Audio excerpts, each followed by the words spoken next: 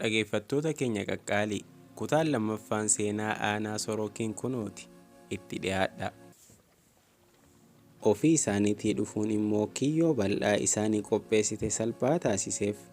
Landanitti qopheessitee kan dhufte yaada daldalaa gamoo guddaa kan of keessatti galmee suuraa kilabii namoonni filatamoon qofti keessa seenan, reestooraantii fi kan kana fakkaatu qabu piroopozaala fuula 83 fidde.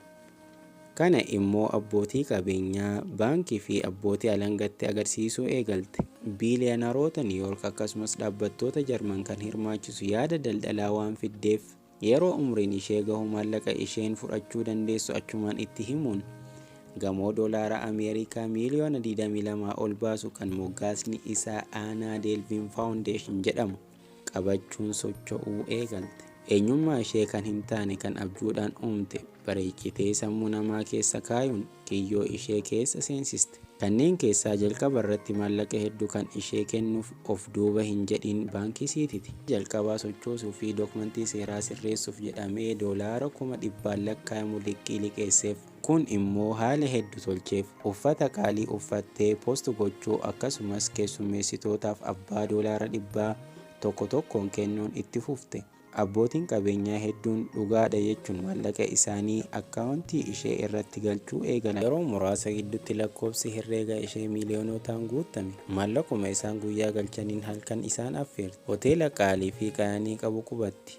Aanaan yeroo ishee bakka namoonni babbeekamoo itti baay'atan ooluun of beeksisuu fi waliigaluu eegalte. Hoteela qaalii keessa kan qubattuu fi jiraattu Aanaan xayyaara dhuunfaan socho'uu eegalte. Dursitee kan wal barte yeroo hedduu waliin dabarsuurraa kan ka'e hiriyummaa isaanii kan jabaatte. Aanaan hiriyaa ishee Miikaa'el Dooloshiin waan tokko mari'achiiste. Maallaqa kan sochooftuun kireedit kaardiin ishee akka addaan muramee fi kana sirreessuuf gara biyya ishee Jarman deebi'uu fi sirreessuu akka qabdu achumaan dhaalummaa ishee xumurtee dhufuuf akka karoorsite itti himte. Yeroo buufata xayyaaraa geessu kireedit kaardiin hojjechuu dide. Akka Aanaan biliyoonota dhaaltu kan amante hiriyaan ishee wayita kireedit kaardiin didu maallaqa ishee baasuun kafaltii barbaachisu mara kafalte.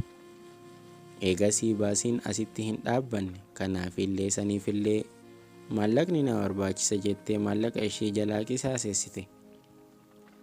Kana booda wayita deemanii dhufan maallaqa itti baasan yeroo hiriyaan gaafattu deebii isheen kennituuf kan fudhatama hin qabne ture. Kiyyoo kanaaf saaxilamaa kan turte Raakeel dhumni ishee kolfa ture. Kun immoo Aanaaf jalqaba dhuma ishee ta'e.